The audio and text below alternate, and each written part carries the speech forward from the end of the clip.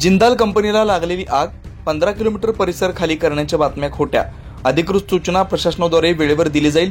रुपेश नाटे, स्वराज्य जिल्हा प्रमुख यांची माहिती. जिंदाल कंपनीला भीषण आग, अफवांपासून सावध, फक्त 1 किलोमीटर परिसर रिकामा, घाबरून जाऊ नका.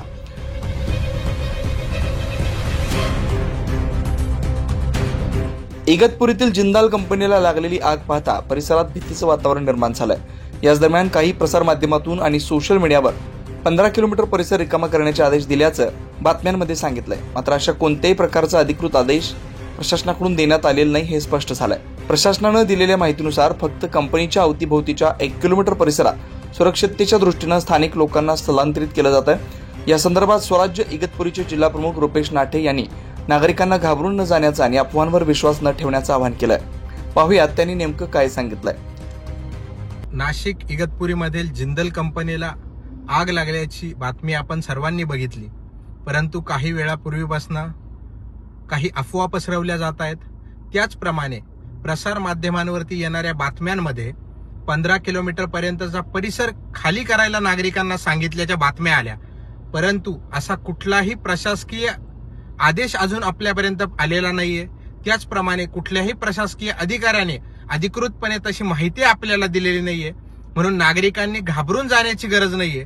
1 किलोमीटर पर्यंतचा परिसर त्यांनी सॅनिटाईज करायला सुरुवात केलेली आहे, परंतु त्या पलीकडे कुठल्याही 3 किलोमीटर पर्यंतच्या गावांनाही अजून आदेश आलेला नाहीये की नागरिकांनी स्थलांतर करावं.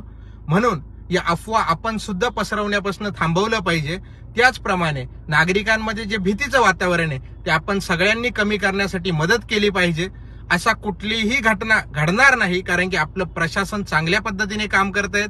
आग विझवण्याचे प्रयत्न केले जात आहेत आणि असा कुठला आदेश येणार असला तर पोलीस प्रशासन असेल, स्थानिक प्रशासन असेल, ते आपल्या प्रत्येकापर्यंत व्यवस्थितरित्या माहिती पोहोचवतील. म्हणून तोपर्यंत कोणीही अशा बातम्या प्रसारित करू नये व नागरिकांनी भीती वाटून घेण्याची आवश्यकता नाही.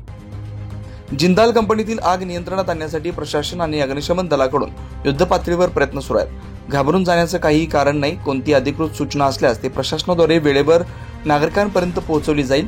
त्यामुळे अफवांवर विश्वास न ठेवण्याचं आवाहन प्रशासनाने केलंय. 9 न्यूज महाराष्ट्रासाठी साहिल बेलसरे, नाशिक.